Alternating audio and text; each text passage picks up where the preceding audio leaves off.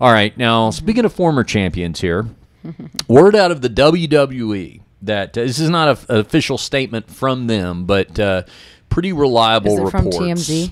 No, Okay. I haven't. I'm not citing TMZ as my source here on this, but that former UFC bantamweight champion Ronda Rousey is training with the WWE. She's training with a guy named Brian Kendrick over there, who is he is a former WWE wrestler himself. I guess now he works in like their trainer system or whatever, and he was one of the lighter wrestlers, which would make sense because you're going to have him, train a woman that fought at 135 pounds.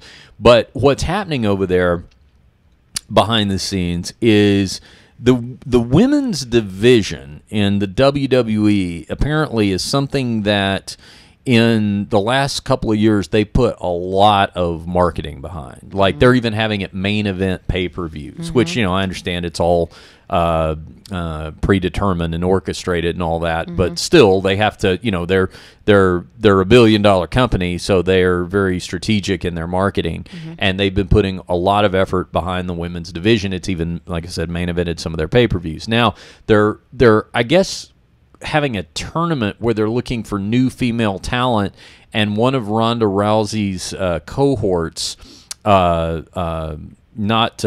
not Jessamine Duke, but the other Shayna Baszler. I lost her name for a second. Shayna Baszler, who, if you remember, when Ronda coached The Ultimate Fighter, she had Jessamine Duke and Shayna Baszler on her team, and then she also had her protege, Marina Shafir, and those four girls were known as the Four Horsewomen, which was a play on the Four Horsemen, which was like a legendary pro wrestling stable that had Ric Flair and a couple other people in it. So the reports are that what's going to happen is and Ronda has attended WWE events before. She's a fan of it. She's attended the events before and things Richard, like that. We have the call coming through. Oh, okay. Frank is calling in. So So the word is that the Four Horsewomen will come back together, and they will have a WWE stable over there, and then that will all lead to Ronda doing something presumably at Wrestlemania next year, which I think occurs in April. I think that's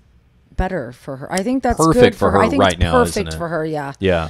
I think I think it's perfect for her. She's definitely has the character. She's got, she's tough, she's strong, and she doesn't have to worry about losing. Yeah. That's true. Yeah, I mean, it's like there's no, and unfortunately, losing's a part of fighting. Yeah, you're right. It's very, I think she'll be great at it. It's like doing movies. I mean, you get the script before you start shooting the film, so you know the outcome and things like that. And it's very physical. She looks the part. Yeah, no, she'll do great at that, Yeah. and she likes it. That's the other thing too, is she was a fan to begin with, and so she'll be a fan of getting to be in the WWE. And there's Brock Lesnar has reclaimed his throne over there in terms of being a top talent after starting in wrestling and then coming to the UFC and then back into wrestling. And, of course, who knows if we've seen the last of him in MMA.